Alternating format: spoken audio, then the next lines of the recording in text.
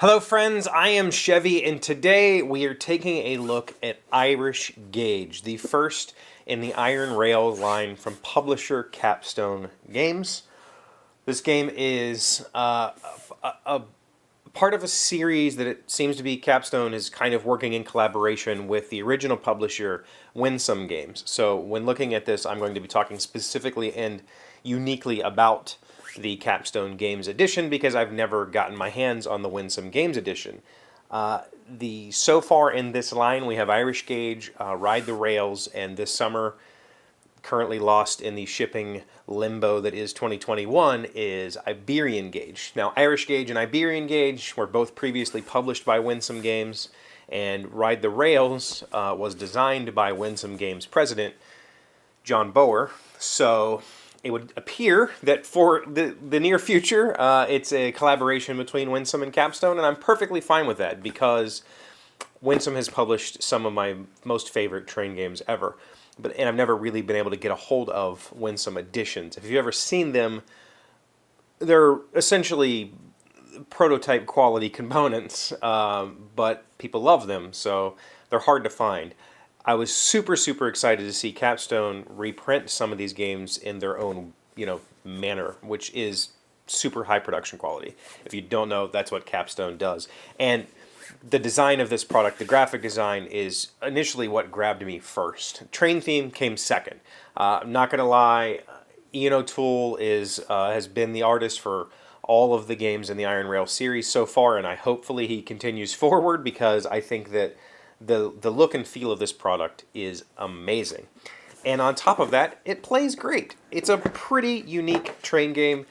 It is a very cube rails feeling game with a cube rail looking map, but it plays pretty differently from most cube rail games. On the map, you have hexes, you have cities and towns, and you're going to have trains. Trains work just like pretty much any other train game. If you have a stock certificate in a train, you can put rail pieces on the board. But unlike most of the bigger,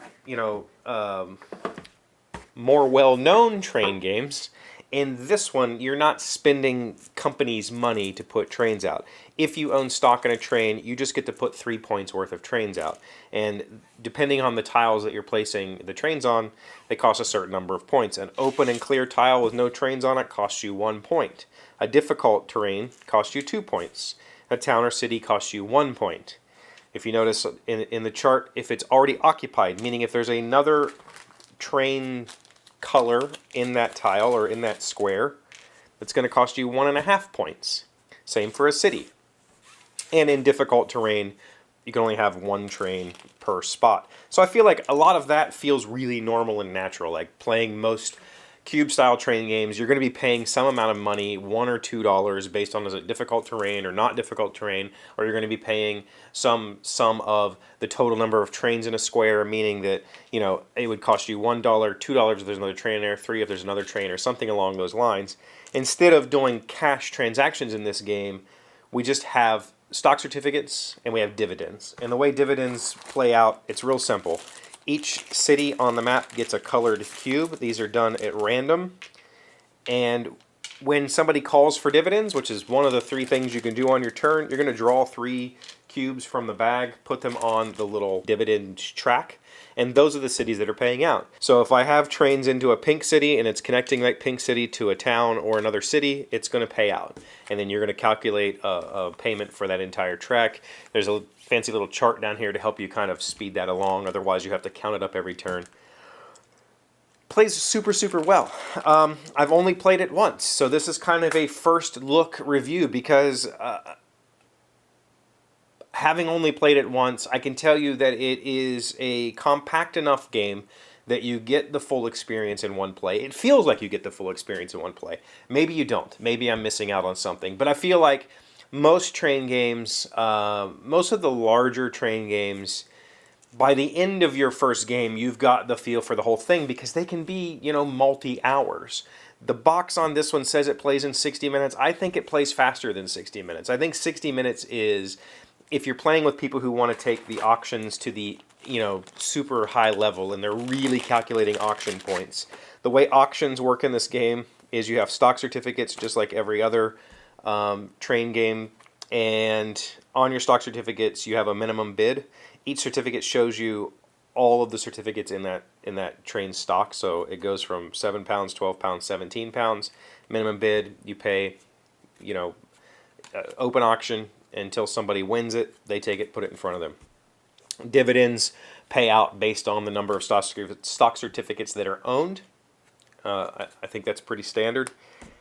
And so if players are going to take that auction mechanic and really try to calculate their maximum benefit, and then yeah, it could take an hour. But I feel like if you're playing with people who understand how train games work, it's fairly intuitive. I don't really think you have to spend a huge amount of time thinking about each auction, and it just kind of clicks.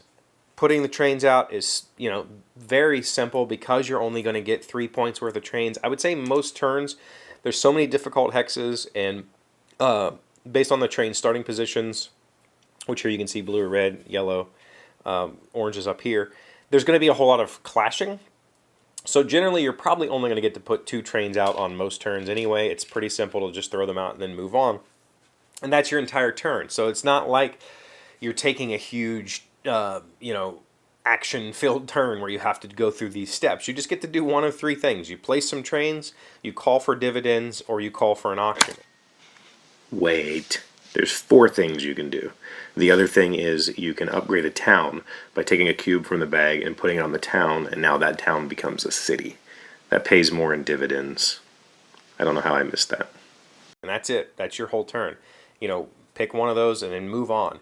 So the game chugs along pretty quickly, and the cool part about it is, like I just said, players are calling for the dividends. There's no game mechanic that triggers a dividend. There is a special dividend if you connect the 3 cities that are in red.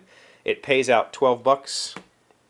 It's a special dividend that just $12 divided among the number of shares owned by that railroad. Otherwise, getting dividends is a player's choice. Somebody has to say, I'm going to call for dividends, and they're going to reach into the bag and they're going to draw 3 cubes and they're going to put them on the track down here. This also triggers the end game. Once there's no more cubes left in the bag, the game is over. So players are kind of pushing the game along by calling for dividends. If you wanted to be one of those players, you could just call for dividends every turn and the game ends. You could just piggyback off of other people's stocks and try to push it along as quickly as possible. And the game wouldn't take very long at all. So 60 minutes, yeah, definitely, 100%. I think it's going to go quicker than that. I think it's going to be more like a 45-minute game for most people, maybe even 30-minute game if you're playing with one of those groups that just likes to click. I absolutely had a blast. The only negative thought, and it's not even really a negative, is just the size of these trains. They're pretty tiny. I mean, yeah, I have big hands. I'm a tall guy, but they're very, very tiny, and they're very easy to misplace, and that's my only qualm. And I don't think that, the game comes with paper money, but in this case, the paper money is cards, so it's super, super easy to deal with. You don't have pieces of paper stuck together. You don't have the annoyance that comes with standard paper money. So even this I don't have a complaint about. I think this works just fine. I would much prefer this than me having to pay, $50 extra for poker chips or something like that. This works just fine. The cubes work fine. The bag, the components are amazing. The graphic design is amazing. The rule book was super great. I think that maybe there was one question that wasn't quite answerable by the rules. It was a quick search on BGG. I don't remember what it was, but a very quick search made it perfect sense. And on top of all of that, there's Watch It Played. You don't even have to read the rules. You can just go watch Rodney teach you how to play the game, and it'll be just fine. I loved it. I can't wait to play it again. I'm super excited about it. I also have Ride the Rails to play. I haven't played it yet, and I should be getting Iberian Gauge very soon, whenever the boat shows up. So this is a quick look at Irish Gauge. I think that if you like train games, and especially if you think you like train games but you haven't tried any of the more complex ones, this might be a good jump-off point because it has a lot of the mechanisms that make the complex stock market-based train games tick. It has shares, it has dividends, but the way those work in this game is much more open, and it feels less like a spreadsheet in this game than most. It feels like you're you're playing against other people as opposed to playing against a mathematical formula. There you go, Irish Gauge from Capstone Games. I can't recommend it enough. I think it's a blast, and I'm super excited to play it more. Thanks for watching. I hope you like this video. If you want to see more videos like this, please hit subscribe, hit me a thumbs up, do all the things you're supposed to do on YouTube to help a channel. Thank you. I'll see you next time.